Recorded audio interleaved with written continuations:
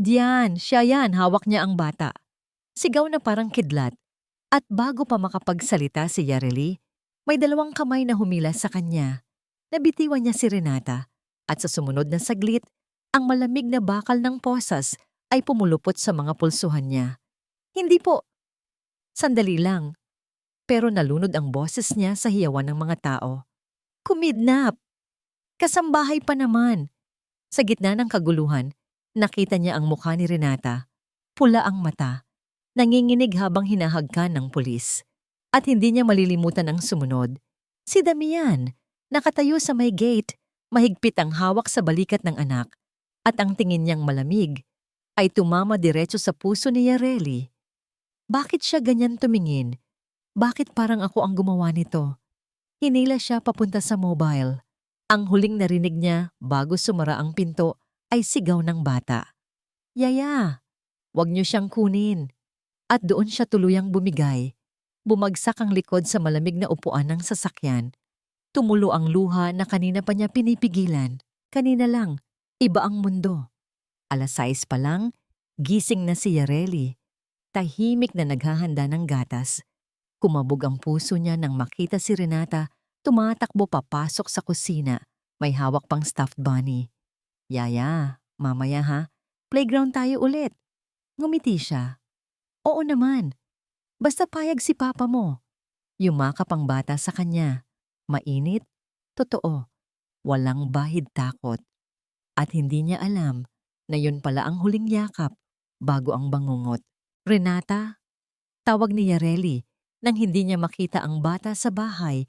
Ilang oras matapos iyon, tahimik ang buong sala. Masyadong tahimik. Paglapit niya sa pinto, narinig niya ang boses ng isang babae. Bilis, bago makita ni papa mo. Nang buklatin niya ang pinto, nakita niya si Adriana. Naka-jacket, hawak si Renata, palabas ng gate. Ma'am Adriana, saan niyo dadalhin si Renata? Ngumiti si Adriana, matamis pero malamig. Ice cream lang, huwag ka na sumama. Trabaho mo yung bahay. Tumitig siya sa bata. Renata, sasama ba ako? Yaya. Mahina ang boses ng bata. Pero sabi ni Tita Adriana, pinilit ni Yareli, ngumiti. Sige anak, saglit lang yan. Ngunit may gumuhit na kaba sa dibdib niya. Isang kaba na hindi niya maipaliwanag. Hindi nagtagal. Tumunog ang cellphone tone niya. Unknown number. Miss Solano, Police Station. May nag-report na may kasambahay na nagpaplanong ilabas ang anak ni Sir Cisneros nang walang pahintulot. Kayo ba iyon? Nanlamig siya. Hindi po. Hindi ko kaya gawin yon. Si Ma'am Adriana po ang... Ma'am, kung may mangyari sa bata, kayo ang hahanapin. Natigilan siya.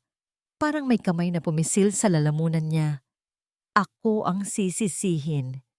Ako? At ngayon, narito siya. Sa presinto, sa harap ng imbestigador na malamig ang mata.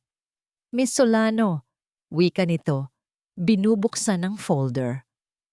Alam mo ba kung bakit ka narito? Tumango siya nanginginig. Gusto ko pong magpaliwanag. Itinaas nito ang kamay. Pinatahimik siya. Sabihin mo muna, magkano ang kapalit? Parang huminto ang mundo. Anong kapalit po? Ransom, diretsong sabi ng lalaki. Magkano ang hinihingi mo kapalit ng anak ni Sir Damian Cisneros? Umuga ang dibdib niya. Hindi ko po. Wala akong ganun. Dahan-dahang itinulak ng imbestigador ang isang papel sa mesa. May formal complaint na nakasampa. Hinatak nito ang folder, tinapik ang pangalan sa ibaba. At ang naglagay ng pirma rito ay si Adriana Salgado Rivas. Sumabog ang lahat ng ingay sa tenga ni Yareli. At sa kauna-unahang pagkakataon, napaisip siya, may nagplano nito at ako ang gustong wasakin.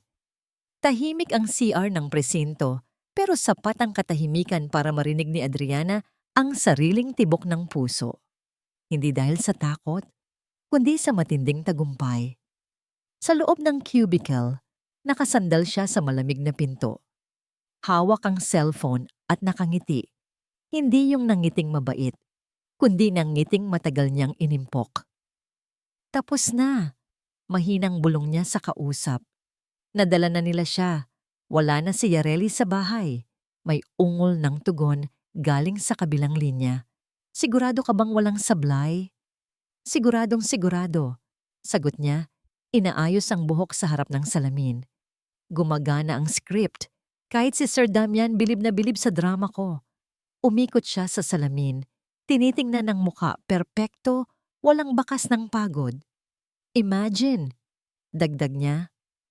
Isang kasambahay na probinsyana, pinaniwalaan pa niya kaysa sa akin? Aba, tama lang na matuto siyang lumuhod. Pinatay niya ang tawag at huminga ng malalim. Tiningnan ang sariling reflection. Ako ang dapat nandyan. Ako ang dapat tinitingnan ni Sir, hindi ang babaeng yon. Paglabas niya sa CR, diretso siya sa hallway kung saan nakadugtong ang waiting area. Nandoon si Damian, nakaupo, hawak ang noo, yakap si Renata. Agad niyang ini-adjust ang boses. Malambot, mababa, parang may lungkot. Sir, okay lang po ba kayo? Kamusta si baby Renata? Napatingin si Renata sa kanya. May luha pa sa mata. Tita Adriana? Umupo si Adriana sa tapat ng bata at hinaplos ang buhok nito. Pinilit maging gentle ang kilos. Baby, huwag ka nang umiyak ha?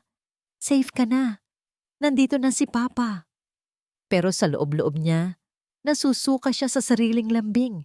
Kung hindi lang kailangan, matagal na sana niyang iniwasan ang batang to. Adriana, mahina, pero malamig ang boses ni Damian. Salamat sa tulong mo kanina. Kung hindi mo kami tinawagan. Nakangiti siya. Sir, kahit kailan naman, para sa inyo at kay Renata, hindi tulad ng iba dyan na may sariling plano. Hindi niya binanggit ang pangalan, pero sapat iyon para tumama ang dulo ng sibat. Bumuntong hininga si Damian. Hindi ko akalaing kaya niyang gawin yun. Kaya ngang kaya tugon ng isip niya. Kung ako ang tatanungin, dapat noon pa. Pero nakangiti lang siya sa labas. Sweet at maamong itsura. Maya-maya, lumapit ang isang pulis at sumenyas kay Damian. Sir, pwede na po kayong pumasok. Kukunin lang namin ang statement ninyo. Tumayo si Damian. Inabot si Renata, pero hindi makabitaw ang bata. Tita Adriana, samahan mo ako. Napangiti siya nang hindi sinasadya. Ito ang gusto niya. Yung bata mismo ang kumakapit sa kanya. Of course, baby. Tara. Habang naglalakad sila papunta sa opisina ng investigador, bahagya niyang nilingon ang hallway kung saan dinala si Yareli. May pulis na dumaan. Nakausap niya kanina. Nagtagpo ang mga mata nila. Tumango ito ng palihim. Isang tango na nagsasabing, ayos ang kwento mo. Naniwala sila. Isang tango na nagsisimulang isement ang kapalaran ni Yareli. Pagdating nila sa opisina, nagsimula ang investigador. Ma'am Adriana, kayo po ang nag-file ng initial complaint. Pwede pong ulitin ang nakita nyo. Saglit na pinakiramdaman ni Adriana ang paligid. Camera, recorder, mga mata ng pulis. Tapos nagsimula siya. Malinaw, kalkulado ang bawat salita. Sir, ilang araw ko nang napapansin na nag-iiba ang kilos ni Yareli. Nagkunwaring huminga ng malalim.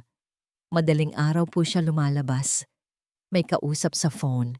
Minsan dala-dala pa niya si Renata. Napatigil siya. Kunwari pinipigilan ng luha. Akala ko po dati, wala lang. Pero kanina, nakita ko po siyang hinihila si Renata palabas ng gate. Doon na po ako tumawag ng tulong. Tumingin siya saglit kay Damian. Saktong-saktong oras, eksaktong tagpo, kagaya ng rehearsed na eksena. Nakayuko si Damian, parang tinutusok ng sariling konsensya. Sa loob-loob niya, nakatawa si Adriana. Ikaw pa ang magpaparefute? Wala kang ngang evidence, Yareli. Ako ang ate mo rito. Nang matapos ang statement, lumabas sila ng opisina. Nandoon pa rin ang mga pulis, abala sa pag-aayos ng report. Nang makatalikod si Renata at si Damian, dumulas ang dila ni Adriana sa mahinang bulong. Good luck sa'yo, Yareli. Let's see kung saan ka dadalhin ng drama mo. At sa unang pagkakataon ngayong araw, naramdaman niya ang lasa ng tiyak na tagumpay. Malamig ang semento sa ilalim ng paa niya, pero mas malamig ang pakiramdam sa loob ng dibdib ni Yareli. Naupo siya sa sulok ng maliit na selda, kamay nakaposas sa harap, pinag-iisa ng lamig at takot. Sa labas ng rehas, naririnig niya ang yabag ng mga pulis, ang pagbalibag ng pinto, ang halakhak ng ilang preso sa kabilang dulo. Pero ang pinakamalakas na ingay ay yung sa loob ng dibdib niya. Bakit ganito? Bakit ako? 2 oras na siya roon, pero pakiramdam niya parang isang araw na ang lumipas. Wala siyang ibang kasama, kundi ang amoy ng lumang pintura at ang kirot ng nakaraang buhay na pilit bumabalik. Yareli, bakit hindi mo tiningnan siya ng mas matagal? Bakit mo hinayaang lumapit sa kalsada? Boses yon ng kapatid niyang babae. Ang mismong gabing nangyari ang trahedya sa probinsya. At sa gitna ng dilim ng selda, para bang nandoon ulit siya sa kalsada. Ang ulan, ang putok ng busina, ang sapatos na dilaw na gumulong sa kanal. Tao lang ako. Bulong niya, halos hindi marinig. Tao lang ako. Pero walang sagot, dahil wala na ang batang iyon. At ngayon, narito siya ulit. Nakaposas, hinihinalaan, tinatawag na kriminal. Bumukas ang pinto ng selda. Pumasok ang isang pulis. May hawak na clipboard. Miss Solano, anito. May abogado kang darating. Sponsored daw ni Sir Damian. Napalingon si Yareli. Nanlaki ang mga mata. Si Sir Damian? Tumango ang pulis. Parang hindi interesado. Oo, mukhang gusto kanyang bigyan ng chance. Pero huwag ka umasa masyado. Malakas ang complaint sa'yo. At umalis ito. Iniwang nakabukas ang rehas saglit bago isinara uli. Nanigas si Yareli. Si Sir Damian? Bakit? Hindi ba siya galit sa akin? Hindi ba siya ang tumingin sa akin na parang, sala rin ako? Bakit siya magpapadala ng abogado? Hindi niya alam kung dapat siyang matakot o umasa. Ilang minuto pa ang lumipas bago dumating ang abogado. Isang lalaking nasa mid-40s, nakakurbatang maayos, matalas ang mata, pero hindi bastos tumingin. Ako si Attorney Vergara. Pakilala nito habang umuupo sa silyang bakal. Inutusan ako ni Mr. Cisneros na tulungan ka. Hindi agad nakasagot si Yareli. Parang kailangan niya munang huminga ng malalim para maniwala. Titulungan. Ako po? Tumango ang abogado. Pero kailangan nating maging praktikal. Mabigat ang kaso. Attempted kidnapping. May witnesses, may complainant, may initial narrative na malinaw. Parang pinaso ang dibdib niya. Pero sir, wala po akong ginawa. Hindi ko po kinuha si Renata. Sinundan ko lang po sila. Alam ko. Huminto ang abogado. Pero kailangan natin ng ebidensya. At sa ngayon, wala tayo. Parang gumulong pababa ang mundo ni Yareli. No, hindi pwede yan. May camera sa gate. Makikita po na si Ma'am Adriana ang lumabas kasama si Renata. Na-review na ng pulis ang file. Putol ng abogado. Corrupted daw. Hindi mabuksan. Napalunok siya. Corrupted? Convenient, ano? Tumingin ang abogado diretso sa kanya. Kaya nga tinanong ko, may alam ka bang pwedeng mag-manipulate ng CCTV? May nakaalitan ka ba? Hindi siya agad nakasagot. Pero unti-unti, tumagos sa isip niya ang tingin ni Adriana bago siya isinakay sa mobile. Yung manipis na ngiti na parang nanalo. Si Ma'am Adriana, mahina niyang sagot. Iba po ang tingin niya sa akin. Parang may galit. May motibo ba siya para sirain ka? Tanong ng abogado. Nagpaikot ang alaala. Pag-iwas ni Renata kay Adriana, selos na nakikita niya sa bawat tingin nito. Mga bitaw nitong nakakahiya. Oo, kinumpirma ni Yareli. At siya po ang may hawak kay Renata nung lumabas sila ng gate. Mabilis na nagsulat ang abogado sa file. Good, kailangan natin yan. Ngunit bago pa siya makapagsalita ulit, biglang pumasok ang pulis. Attorney, kailangan na nating kunin ang statement niya ngayon. May idinadagdag ang complainant. Nagtaka ang abogado. Sino? Si Ma'am Adriana po. Narito siya ngayon. Sinasabi niyang may karagdagang ebidensya laban kay Miss Solano.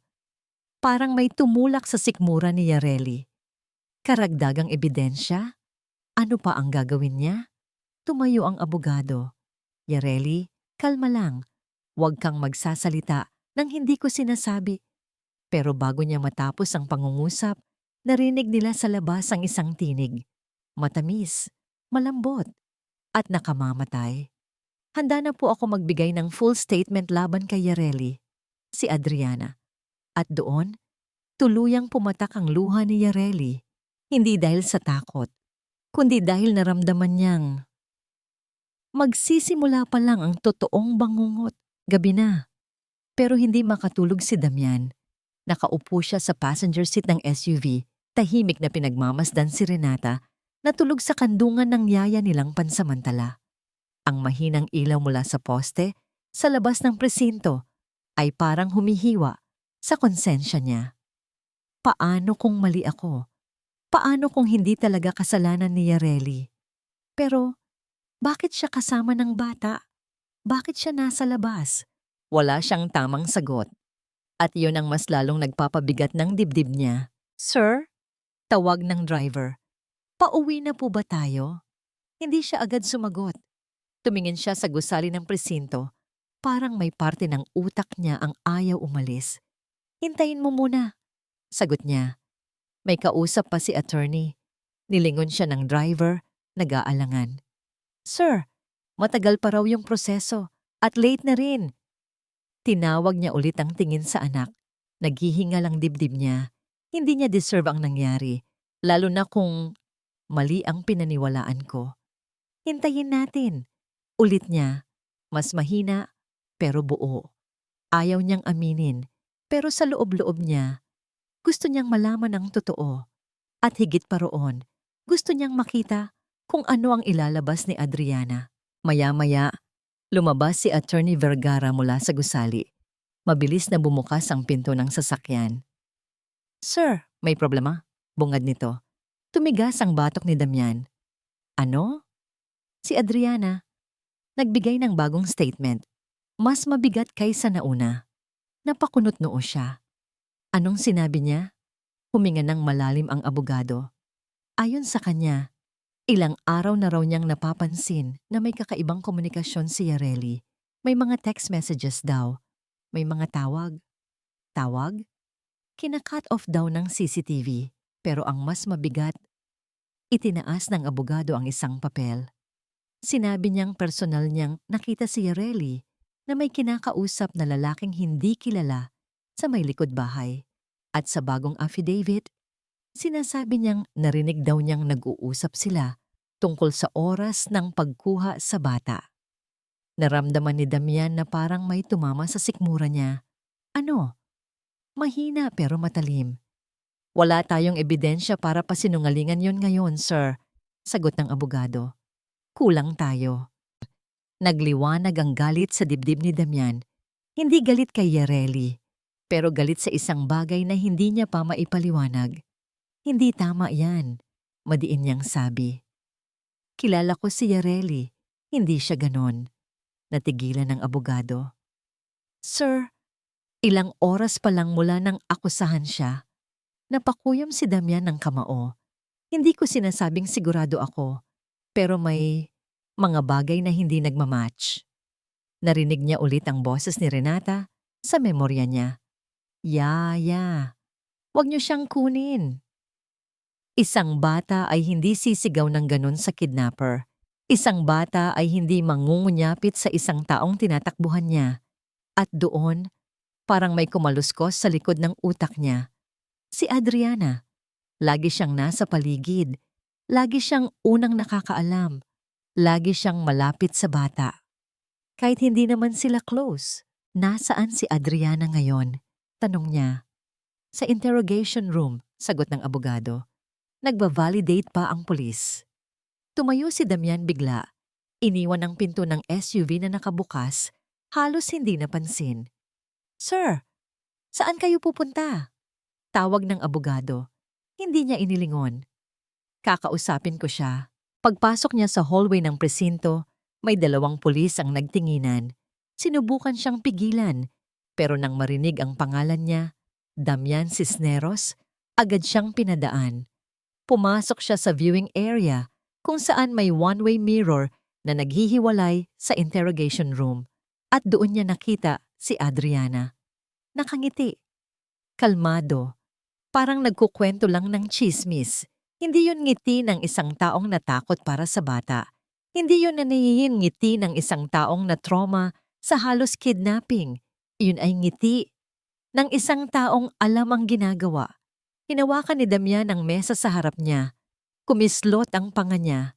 At sa unang pagkakataon ngayong gabi, may malinaw siyang naramdaman. May mali. At kailangan niyang malaman kung ano. Ngunit bago pa siya makagalaw, lumabas ang isa sa mga pulis mula sa interrogation room. Lumapit ito sa kanya. Sir, may gusto pong sabihin si Ma'am Adriana tungkol sa inyo. Sa akin? Tumango ang pulis. At sabi niya, may kinalaman daw kayo sa pagkawala ni Yareli. Nanlaki ang mata ni Damian. Anong sinabi niya? At doon, napagtanto niya. Hindi lang si Yareli ang gustong pabagsakin ni Adriana. Pati siya.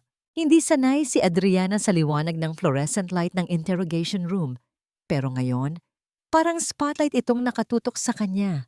At siya ang artista. Siya ang bida. Siya ang may hawak ng script. Nakapamewang siya sa upuan, nakaliyad ng bahagya, parang relax na relax. Kahit ang pulis sa harap niya ay parang naiilang sa sobrang kumpiyansa niya. Ma'am Adriana, panimula ng investigador. Handa na po ba kayong magbigay ng dagdag na detalye?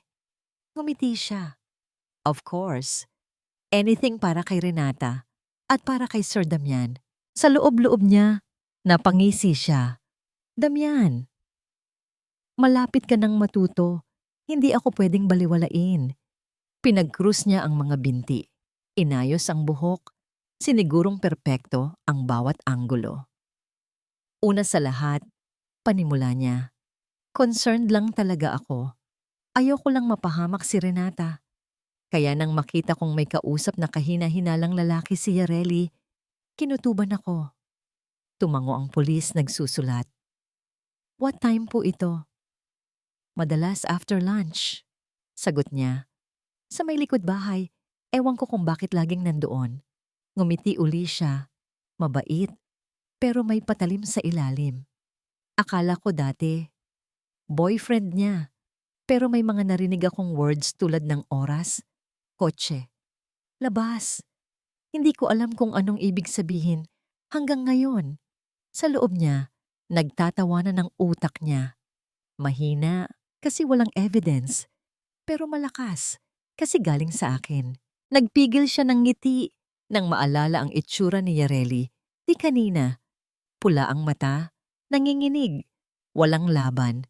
Ganyan dapat ang isang taong hindi marunong tumapat sa akin. Pero ang totoong saya niya, ang memorya ni Damian habang hinahawakan ng noo. Takot. Litong-lito. Hindi yun takot para sa bata. Takot iyon. Na baka mali siya. At doon gustong-gusto ni Adriana pumasok. Kung hindi mo ako pipiliin, Damian, bibigyan kita ng rason para magkulong sa guilt mo. Ma'am, tanong ng pulis, may nabanggit po kayong gusto niyong sabihin tungkol kay Sir? Dahan-dahang lumingon si Adriana sa salamin ng one-way mirror. Alam niyang nandoon si Damian. Ramdam niya iyon. At sinadya niya, sadyang-sadya, ang pagsagot ng malambot ang boses. Halos bulong. Concern lang po ako sa kanya. Sa totoo lang, nakikita ko siyang parang napapabayaan na niya ang sarili niya dahil kay Yareli. Nagkibit balikat siya. I mean, Sir na nga nagpapadala pa sa drama ng kasambahay? Umeksena ang pulis. So ang sinasabi ninyo, naaapektuhan ang decision-making ni Sir dahil kay Yareli? Nagkunwari siyang nahirapan sumagot. Tapos, mahina. Pero malinaw? Yes. Tumawa ang puso niya. Ayun, tama. Lumiyab ka pa. Pero bago pa matapos ang session, biglang bumukas ang pinto. Pumasok ang pulis. Ma'am, pahinga muna tayo sandali. May gustong kausapin si Sir Damian. Nilingon niya ang pulis. Nag-iwas ng tingin kunwari nahiya. Si Sir? Tumango ito. Oo ma'am, nasa labas po. Tumindig ang adrenaline niya. Finally, ito na yung moment na hihingi siya ng reassurance, ng comfort, ng loyalty ko. Tumayo siya, inayos ang blouse, sinigurong tama ang lipstick, at nilakad ang hallway na parang runway. Pagbukas ng pinto, nakita niya si Damian. Nakasandal sa pader, nakapamulsa, at malamig ang tingin. Hindi iyon tingin ng taong humihingi ng tulong. Hindi iyon tingin ng taong naghahanap ng kakampi. Iyon ay tingin ng taong may nakita ng hindi niya nagustuhan. Ngumiti siya agad. Soft, warm, almost romantic. Damian, okay ka lang? Sobra kang nag-aalala. Don't worry. I'm here. Pero hindi siya pinatapos. Adriana, seryosong sabi ni Damian, may tatahunan ako. Napaatras siya ng 1 pulgada. What? Tumingin si Damian diretso sa mata niya. Walang takot, walang duda, pero puno ng paghahangad ng katotohanan. Ano ba talaga ang problema mo kay Yareli? Parang may bombrang sumabog sa tenga niya. Ako? Napatawa siya pero pilit. Wala naman. Inuulit ko. Putol ni Damian. Bakit parang masyado kang invested? At bakit tuwing may problema, ikaw ang unang may nalalaman? Para siyang sinampal. At doon sa gitna ng hallway ng presinto, unang beses niyang naramdaman ang isang bagay na hindi niya inaasahan. Sumagot ka, Adriana. Malinaw. Diretso. Walang pasikot-sikot. Nakatayo si Damian sa gitna ng hallway ng presinto. Malamig ang hangin mula sa aircon pero mas malamig ang ekspresyon niya. Hawak niya ang cellphone sa isang kamay, hindi dahil may recording, kundi dahil pinipigilan niya ang sariling panginginig. Adriana, sa kabilang banda, nakatayo pa ring matikas. Pero ang pilit na kumpiyansa sa mukha nito ay unti-unting nabibitak. Damian, bakit mo ba ako tinatanong ng ganyan? I care about you. I care about Renata. Ako tong sumugod dito. Ako tong nag-report. Yun nga ang tanong. Putol niya. Bakit ikaw? Bakit palagi kang nandyan bago pa malaman ng kahit sino ang nangyayari? Umigting ang panga ni Adriana. Pero tumawa siya. Mahina. Parang insulto. Because I'm responsible. Dahil hindi kagaya ng iba. Hindi niya na hinintay matapos. Dahil ba gusto mong tanggalin si Yareli? Tumigil ang tawa, isang iglap, isang pahina ng katahimikan. Sa loob ni Damian, may 2 damdaming nagbabanggaan. Ang galit at ang pagkakonsensya. Galit dahil pakiramdam niya nilalaro siya. Konsensya dahil alam niyang maaaring mali ang pagkakahusga niya kay Yareli. Pero bakit ngayon lang pumasok sa isip ko to? Bakit ngayon ko lang tinitingnan si Adriana ng malinaw? Nakita niya sa salamin ng hallway ang sarili. Pagod, gusot ang buhok, nangingitim ang ilalim ng mata. Pero ang mata niya, doon siya natahimik. Dulot iyon ng pagdududa. Hindi sa kaso, kundi sa taong matagal nang nasa tabi niya. Hindi ko kailangang tanggalin ng kahit sino, sagot ni Adriana. Tumitigas ang boses. Ginagawa ko lang ang tama, Damian. Umusad siya palapit, pero hindi ito umatras. Tama? Bulong niya. O convenient? Hinila niya ang hawak na folder na iniwan ng pulis sa mesa malapit sa pinto. Binuklat niya iyon sa harap ni Adriana. Lahat ng statement mo, anya habang inaabot ang papel isa-isa. Walang witness, ikaw lang. Words mo lang. It doesn't mean mali ako, singhal ni Adriana. Hindi ko sinabing mali ka, tugon ni Damian. Sinasabi ko, bakit ikaw lang ang nakakita sa lahat ng kakaibang kilos ni Yareli? Humigpit ang kamao ni Adriana. Nag-iimbento ka ng drama. Hindi ako ang nag-iimbento. Sa unang beses ngayong araw, naitaas ni Damian ang boses. Napalingon ang 2 pulis sa dulo ng hallway. Huminga siya ng malalim. Bumalik ang kontrol sa tono. Alam mo, Adriana, hindi ka kailangan magsinungaling kung talaga kang concerned. Tiningnan niya itong diretso. Walang takot. Kaya inuulit ko, ano bang problema mo kay Yareli? Napalunok si Adriana. Isang maliit, halos hindi halatang galaw, pero sapat para bumulagta ang hinala sa loob ni Damian. She's hiding something.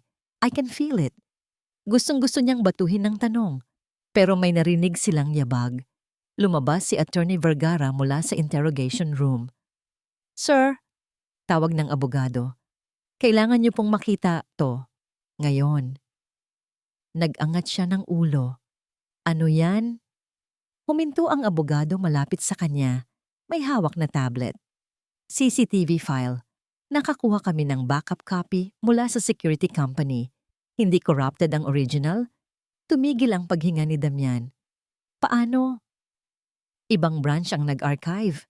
Hindi ito hawak ng taong nag-manage ng main file. Mabilis niyang kinuha ang tablet. Pinindot ang play. At doon, sa maliit na screen, lumabas ang footage. Si Adriana, hawak si Renata. Si Renata, umiiyak. At si Yareli, tumatakbo palabas ng bahay takot. Sinusundan sila. Hindi siya makahinga. Hindi siya makapagsalita. At sa tabi niya, nanginginig na si Adriana. Damian, hindi yan yung totoo. Pero marahan niyang ibinaba ang tablet. At hindi niya ito tiningnan. Humigpit lang ang boses niya, ramdam ang bigat, lamig, at pagkadismaya. Adriana, sa puntong ito, kailangan ko nang malaman ang lahat. Isang hakbang siya palapit. At hindi ako aalis dito hanggang sa umamin ka. Napaatras si Adriana. At sa unang pagkakataon, nakita niya, takot na hindi niya kayang itago. Hindi na niya alam kung ilang oras na siya sa presinto o kung ilang beses na siyang napapikit at napahawak sa sarili para lang masigurong gising pa siya. Ang alam niya lang, masakit, sa katawan, sa puso, sa paghinga. At ngayon, nakaupo siya sa harap ng mesa ng investigador kasama si Attorney Vergara. Ang liwanag mula sa ilaw sa kisame ay diretsong tumatama sa mukha niya na parang spotlight sa isang kriminal. Miss Solano, panimula ng investigador, kukunin namin ulit ang statement mo. May bago kaming hawak na ebidensya. Napayuko siya. Ebidensya? Mas dadagdagan pa nila? Ano pa ba ang kukunin nila sa akin? Mabilis niyang pinunasan ang mata bago lumingon sa abogado. Sir, totoo po ba? May bago na naman? Tumango si Attorney Vergara, pero may kakaiba sa mukha nito. Parang may alam, pero hindi pa pwedeng sabihin. Kalmado ka lang, Yareli. Sabihin mo lang ang totoo. Nandito ako. Pag-ikot ng screen ng laptop ng investigador, napahinto ang paghinga ni Yareli. Sa video, si Renata umiiyak. Si Adriana hawak ang braso nito, parang nagmamadali. At siya, tumakbo palabas ng bahay, habol ang bata. Pero hindi man lang nilingon ng babae. Yan ba ang sinasabi mong kidnapping? Tanong ng abogado sa investigador. Malamig. Hindi agad nakasagot ang pulis. At si Yareli, tulala. Halos hindi makagalaw. Ito yon. Ito ang katotohanan na sinasabi ko mula pa kanina. Bakit ngayon lang lumabas? Gusto niyang umiyak, pero mas nangibabaw ang galit na hindi niya inasahan. Sir, halos paos niyang tanong, bakit hindi po ninyo ito nakita kanina? Hindi nakatingin ang investigador. Corrupted raw ang main file. Pero bakit may backup? Napasinghap ang investigador parang naipit. Kasi may ibang branch. Tumayo si Yareli. Hindi niya alam kung saan galing ang lakas. Pero tumayo siya. At bakit? Marahas niyang tanong. Parang ang dali-dali ninyong maniwala sa kanya. Sa kanya na walang witness, wala man lang ibang nag-confirm, walang sumagot. Kahit ang abogado, tahimik lang, pero may tingin na naghihintay. Hinihintay siyang magsalita pa. Dahan-dahang bumagsak ang balikat niya. At ako? Bulong niya. Lahat ng ginawa ko para sa bata. Para kay Renata. Hindi man lang ninyo pinag-isipan. Namilog ang mata ng investigador pero hindi nakasagot. Tumulo ang luha ni Yareli, hindi na dahil sa takot. Ngayon, dahil sa sakit. Masakit na sakit ng taong pinaniwalaan niyang parte siya ng isang pamilya. Pero isang pirma lang pala, itinapon siya. Yareli, bulong ni Attorney Vergara, umupo ka muna. May alamin pa tayo.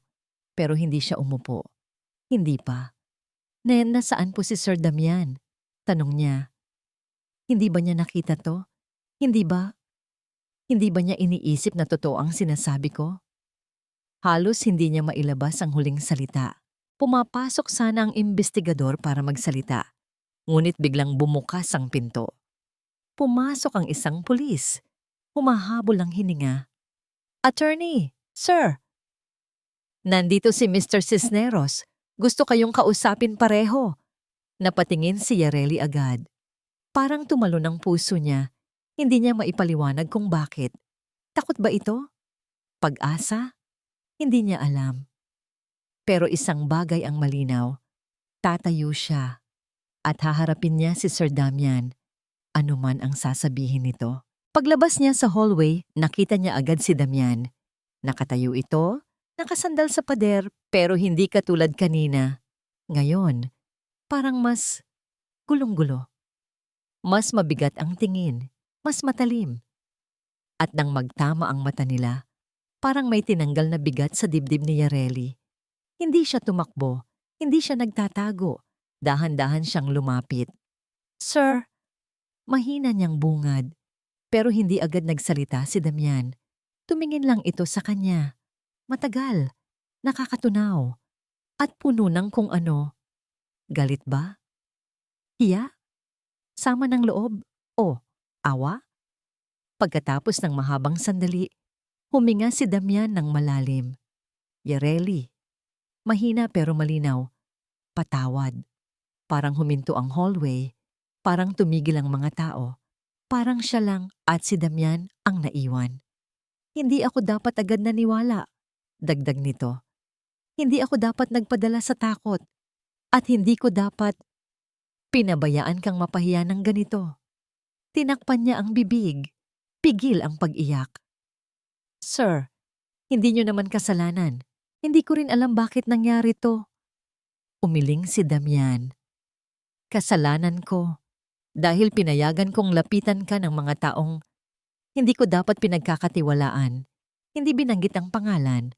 Pero ramdam niya kung sino ang tinutukoy. Huminto siya. Si Ma'am Adriana po. Tumigas ang panga ni Damian. May mga nakita akong hindi ko dapat nakita. At ngayon, sisiguraduhin kong ikaw ang makakakuha ng hustisya. Hindi niya napigilan. Umiyak siya. Hindi dahil sa kahinaan, kundi dahil sa bigat na unti-unting bumababa mula sa balikat niya. Pero bago pa siya makalapit, lumapit si Damian sa kanya. Hindi niya hinawakan, pero sapat na ang pagiging malapit nito para maramdaman niyang may kakampi siya. Sa wakas, pagkatapos ng napakahaba at napakadilim na araw.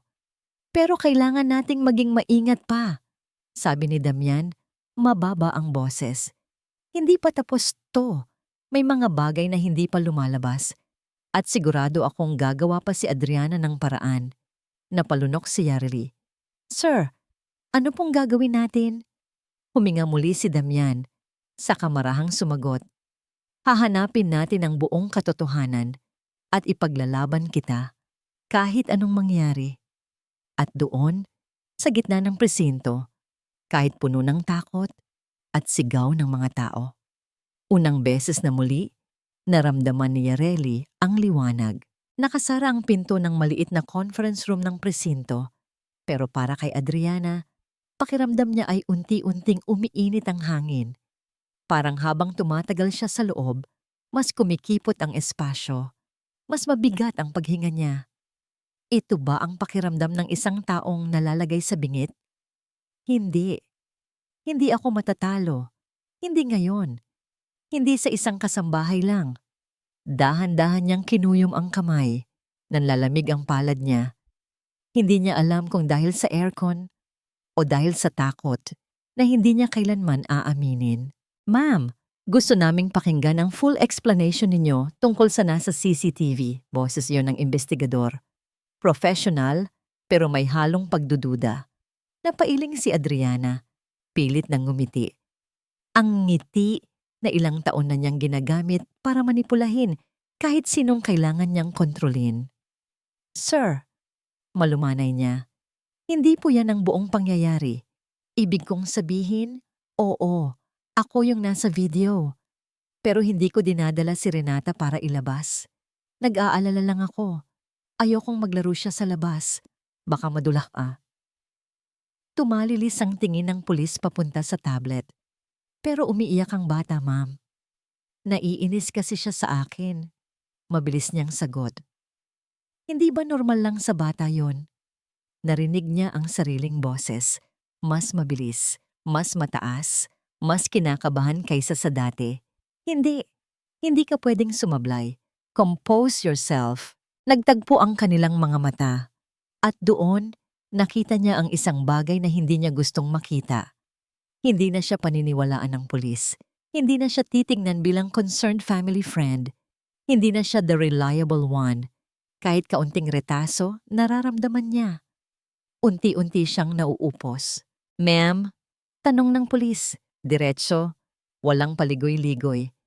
Alam niyo bang may nakaschedule na request si Sir Damian para i-review lahat ng messages at calls ninyo mula ngayong buwan? Parang may humampas sa dibdib niya. Ano? Tinulak niya ang tingin palayo, pero hindi niya magawang ngumiti ngayong pagkakataon. Hindi maari. Hindi siya pwedeng magpa-forensic ng phone ko. Hindi ngayon. At lalong-lalo na. Hindi niya dapat makita ang mga ginamit kong fake numbers o yung chat ko sa taong nagbigay sa akin ng access sa CCTV file. Hindi na niya napigilan ang pagkibot ng labi. Sir, kailan niyo pa kinausap si Damian? Bakit parang hindi niyo kailangang malaman ang proseso? Putol ng investigador. Kailangan lang namin marinig ang paliwanag niyo. Isang pahayag, isang sampal. At doon sa wakas naramdaman niya, wala na akong hawak. Hindi ko na kontrolado ang narrative. Hindi na ako ang puppet master. Huminga siya ng malalim. Pagod na pagod ang dibdib niya. Hindi niya alam kung saan magsisimula. Ang alam niya lang, kailangan niyang makabangon. Kailangan niyang baligtarin ang sitwasyon. Kailangan niyang gamitin ang isa pang weapon. Tumayo siya, mabagal, parang hinang-hina. Kahit walang luha, pinahid niya ang mata. Sir, bulong niyang mahina, halos paos. Ginawa ko lang naman ang lahat para kay Renata. Wala po akong ibang intensyon. Wala.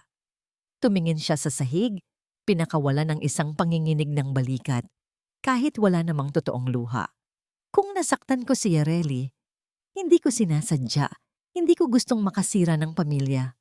Mahina, mapait, at sobrang sinungaling. Pero bago pa makareact ang investigador, biglang bumukas ang pinto. Pumasok si Damian. Hindi siya galit. Hindi rin siya sumisigaw. Hindi siya nagwawala. At iyon ang mas nakakatakot. Tahimik siya. Nakasuot lang ng simpleng polo, gusot ang manggas. Pero matatag ang bawat hakbang. At nang harapin siya ni Adriana, halos bumigay ang tuhod niya. Di Damian, hindi mo ba ako kakausapin? Hindi mo ba ako papakinggan? Pero hindi pa rin siya nagngingitian. Hindi tumingin ng may simpatya. Tiningnan lang siya, diretso. Para bang nakikita na nito ang pagkabulok sa ilalim ng lahat ng drama niya. At bakit kita pakikinggan, Adriana? Mahina, pero matalim ang boses ni Damian. Parang may bumaluktot sa lalamunan ni Adriana. Ako ang unang naniwala sa iyo noon. Dagdag ni Damian. Ako ang nagtiwala. Ako ang nagbigay sa iyo ng respeto. Pero lahat ng sinabi mo, kaya mo palang baguhin. Kaya mo palang baliktarin. Hindi! Halos sigaw niyang sagot. Hindi ako nagsisinungaling. Ginawa ko to para sa'yo. Hindi ko yan kailangan. Putol ni Damian. Hindi ko kailanman kinailangan ng isang taong nagsisinungaling para protektahan ako o ang anak ko. Napalunok siya. Nanginginig ang baba. Di Damian, natatakot lang ako. Naisip ko, baka lamunin ka ng sakit kung may mangyari kay Renata. Tumaas ang kilay ni Damian. Talaga bang para sa akin? O para sa sarili mong ambisyon? Hindi siya nakasagot. Hindi niya kayang magsinungaling. Hindi sa harap ng tinging iyon. Tumalikod si Damian para umalis. Magsisimula pa lang siyang humakbang. Pero hindi niya napigilan. Damian, wag mo kong iwan dito. Hindi huminto si Damian. Pero may sinabi siya na sumira kay Adriana ng tuluyan. Hindi kita iniiwan, Adriana. Pinigil nito ang pinto bago lumabas. Matagal na kitang iniwan. Ngayon mo lang napansin? At nang sumara ang pinto, sumara rin ang huling pader na pinagkukublihan niya. Adriana ay mag-isa na. At sa wakas, unti-unti na siyang nauubusan ng mga kasinungalingan para pagtakpan ang sarili. Hindi niya alam kung gaano katagal siyang nakatayo sa labas ng interrogation room, pero ramdam niya ang bigat ng bawat segundo.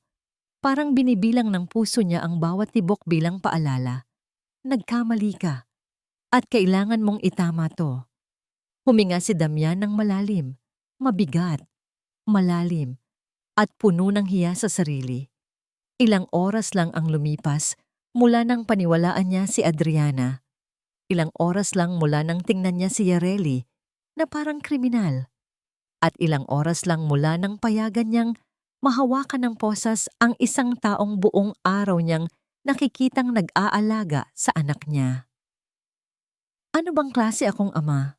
Lumapit si Attorney Vergara. Sir, may kailangan tayong pag-usapan bago tayo mag-file ng formal complaint laban kay Adriana. Pero hindi agad sumagot si Damian. Nakatitig lang siya sa koridor na dinadaanan ng mga pulis. Parang doon naglalakad ang mga multo ng sarili niyang mga desisyon. Attorney, mahina niyang bungad. Kung hindi lumabas ang CCTV na yon, malamang nakakulong pa rin si Yareli ngayon. Tumango ang abogado. Malamang po, sir. Napahawak si Damian sa sentido niya. Hindi ko alam kung paano haharapin si Yareli matapos nito. Hindi ko alam kung may karapatan pa ba akong lumapit sa kanya. Ngunit sumagot ang abogado ng diretso. Sir, ginawa niyo ang tama. Hindi kayo perpekto, pero nakita ninyo ang katotohanan at hindi niyo tinakbuhan. Hindi iyon nagpagaan sa dibdib ni Damian, pero kahit paano, naglagay iyon ng lakas sa tuhod niya. Nasaan si Yareli ngayon? Tanong niya. Tinuro ng pulis ang direksyon. Nandoon si Yareli, nakaupo sa hallway bench, hawak ang kamay, nakayuko. Hindi na siya umiiyak, hindi rin siya nagwawala. At iyon ang mas nakakasakit. Parang nawalan siya ng lakas. Parang sinipsip ng oras lahat ng kulay sa mukha niya. At habang tinitingnan niya ito mula sa malayo, para siyang sinaksak ng isang memorya. Si Renata, noong unang beses niyang iniwan sa pangangalaga ni Yareli.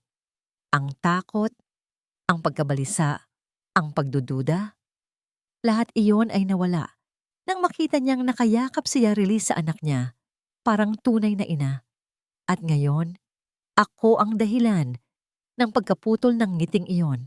Lumapit siya, mabagal, parang natatakot na baka wala siyang karapatang umapak sa espasyong yon. Yareli. Hindi umangat ang ulo ng dalaga. Hindi rin siya lumayo. Pero ang katahimikan, mas mabigat pa kaysa sa galit. Umupo si Damian sa tabi. Hindi malapit. Hindi rin malayo. Tamang-tama lang para maramdaman niyang naroon siya. Pero hindi nang aangkin. Hindi ko alam kung paano magsisimula. Mahinang sabi ni Damian. Pero kailangan kong sabihin sa'yo na nagkamali ako. Dahan-dahang tumulo ang luha ni Yareli. Hindi dahil sa galit. Hindi rin dahil sa saya, kundi dahil sa bigat ng lahat ng inabot niya.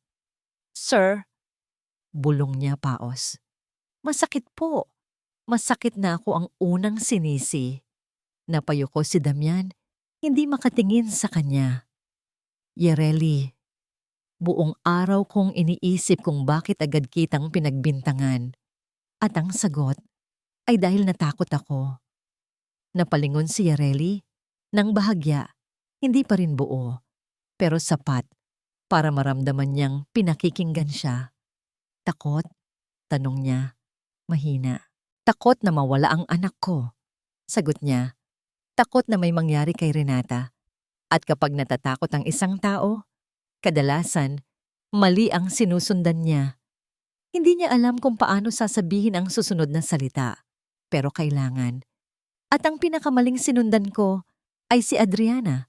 Narinig nila ang yabag ng pulis sa dulo ng hallway. May mga dokumento itong dala. Mukhang mga affidavit, mga request, mga complaint papers. "Sir, ma'am," tawag nito, "kailangan po ninyong pumirma sa mga forms na magpapawalang sala kay Miss Solano. Lahat ng charges ay i-dismiss pending investigation laban kay Ma'am Adriana." Napabuntong hininga si Yareli. Parang may gumaan, pero hindi pa buo. Hindi pa tapos ang pasakit na iniwan sa kanya. At ramdam yon ni Damian. Pagkatapos nito, sabi ni Damian, dahan-dahan, takot pero totoo. "Gusto kong makausap ka, hindi bilang employer, hindi bilang taong nagkamali." Huminto siya, huminga, kundi bilang isang ama na gustong pasalamatan ang babaeng nagmahal sa anak niya. Napatigil si Yareli, parang natamaan ang puso niya na hindi niya hinanda. At sa pinakaunang sandaling iyon, tumingin siya sa kanya ng diretso. May luha, may sakit, pero may liwanag. "Sir," bulong niya, halos parang tinig ng batang nawalan, pero nakakita ng tahanan muli. "Gusto ko rin pong makausap kayo, pero hindi ko alam kung kaya ko na ngayon." Tumango si Damian. "Hindi kita minamadali. Hindi kita pipilitin." Lumapit siya ng 1 pulgada. "Tinatanggap ko ang galit mo. Tinatanggap ko ang sakit mo. Pero sana, balang araw, matanggap mo rin ako ulit." At bago pa tumulo muli ang luha ni Yareli, lumapit ang pulis. "Sir, ma'am, sundan niyo po ako." Tumayo sila. Sabay. Tahimik. Pero may koneksyong hindi man nila inaamin. Pareho nilang nararamdaman. Ito ang simula ng laban. At hindi na sila mag-isa. Mabilis ang tokok ng puso niya. Parang may humahabol. Parang may pader na papalapit, papaliit at handang sumakal sa kanya. Pagkalabas ni Damian sa pinto kanina, naiwan si Adriana sa loob ng interrogation room. Mag-isa. Tahimik. At yun ang hindi niya matanggap. Si Damian. Lumayo. Si Damian. Hindi na naniniwala. Si Damian. Mas pinili ang kasambahay na yon kaysa sa akin. Nangilid ang luha sa mata niya. Hindi dahil sa guilt, kung hindi dahil sa galit. Galit na galit na galit. Paglabas niya sa hallway, agad siyang sinabayan ng 2 pulis. "Ma'am, kailangan po ninyong bumalik. May ilang forms pa kayong..." "Hindi ako babalik doon." Halos sigaw niya. "Ano ba sa tingin ninyo ako? Kriminal? Ha?" Nagtinginan ng 2 pulis, pero halatang marunong sila sa ganitong eksena. "Kalma lang. Ma'am, kailangan lang po nating kumpletuhin ang..." "I said no!" Sabay bagsak ng kamay sa dingding. Umalingaw-ngaw ang tunog sa buong hallway. Ngunit wala siyang pakialam. Wala siyang pakialam kung may nakatingin. Wala siyang pakialam kung mukha siyang desperada. Ang mahalaga, hindi siya pwedeng ganyanin. Nang huminga siya ng malalim, sa kanya naramdaman ang bigat ng mga matang nakatingin sa kanya. 1 pulis, 2, 3, isang staff ng NBI branch, isang cleaner, isang random na tao na dumaan lang. Lahat sila nakatingin sa kanya na parang may tingin ng pagkaduda. Hindi yung pagdududa na may kasalanan, kung hindi pagdududa na nagpapakita na ng tunay na kulay. Para siyang nabitin sa ere. Parang nilagyan ng spotlight na hindi niya hiniling. At for the first time, naintindihan niya ang isang bagay. Ang control. Hindi na niya hawak. Ma'am Adriana, napalingon siya sa boses. Pumasok ang hepe ng presinto, Chief Ramirez. Pwede po ba tayong mag-usap saglit? Masakit sa ego, pero tumango siya. Sumama siyang pumasok sa opisina nito. Pag-upo niya, hindi niya maikubli ang kaba. Hindi niya alam kung ano ang aasahan. Pero isang bagay ang alam niya. Kailangan niyang ibalik ang narrative. Kailangan niyang baliktarin ulit ang sitwasyon. Chief, bunggad niya, lambing ang boses. I think may misunderstanding po. Hindi ko po gustong mapahamak si Yareli.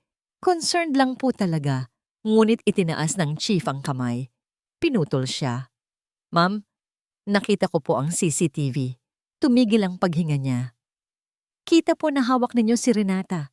Kita rin na hindi kayo sinundan ng kasambahay para tumakas. Sinundan kayo para protektahan ang bata. Lumunok siya. Masakit, mainit. Parang may lumagapak sa lalamunan niya na hindi niya malunok. Chief, hindi niyo naiintindihan. Umiling si Chief Ramirez. Mrs., matagal na po akong pulis. Alam ko ang itsura ng taong nagsasabi ng totoo. At alam ko rin ang itsura ng taong gumagawa ng istorya. Parang sumabog ang hangin sa tenga niya. Ano pong ibig niyong sabihin? Kahina-hinang tanong niya. Tumingin ang chief diretso sa mata niya. Walang galit, walang awa, pero puno ng katotohanan. Ibig kong sabihin, Ma'am, kayo ang gumagawa ng kwento. Para siyang tinamaan ng electric shock. Tumayo siya. Hindi ako nagsisinungaling. Ako yung nakakita. Ako yung Ma'am, putol ng chief, mas firm ngayon. May nag-verify na rin sa security company. Walang corrupted file. Someone requested deletion. Natigilan si Adriana. Nanigas ang kamay niya sa gilid ng katawan. Hindi ako yon, bulong niya. Pero kahit sa sarili niya, parang hindi totoo ang boses niya. Hindi pa namin alam kung sino, sagot ng chief. Pero may report na nagsasabing isang babae ang nag-request na ma-access ang CCTV system ng bahay. At base sa time logs, pinigil nito ang paghinga. Nagtutugma po sa oras na nasa loob kayo ng property. Nanlaki ang mata niya. Hindi pwede. Imposible. Chief, hindi ako yon. Hindi. Ma'am, hindi ko sinasabing kayo. Pero kailangan na po kayong magstay dito habang nag-iimbestiga. Para siyang bumagsak. Hindi literal, pero parang may humila sa likod niya pababa. Magstay? Pause. Basag. Halos pakiusap. Temporary holding lamang po hanggang maklear kayo. At doon, bumigay ang binti niya. Naupo siya, nanginginig. Sa unang pagkakataon ngayong gabi, at marahil sa unang pagkakataon, sa buong buhay niya, hindi niya alam kung paano mag-manipulate. Hindi niya alam kung sino ang iikot, ilalabas o idadagdag. Hindi niya alam kung kanino tatakbo. At nang sa wakas, ay marinig niya ang kaluskos sa hallway. Si Damian at si Yareli. Sabay sila, magkasabay. At nang sumilip sila sa loob, unang beses niyang nakita ang sarili sa refleksyon ng mata ni Damian. Hindi kaibigan, hindi kakampi, hindi admiradora, kung hindi isang taong naubusan ng dahilan para pagkatiwalaan. At doon, sa loob ng presinto, sa gitna ng 2 taong hindi niya kayang kontrolin. Bumagsak ang mundo ni Adriana.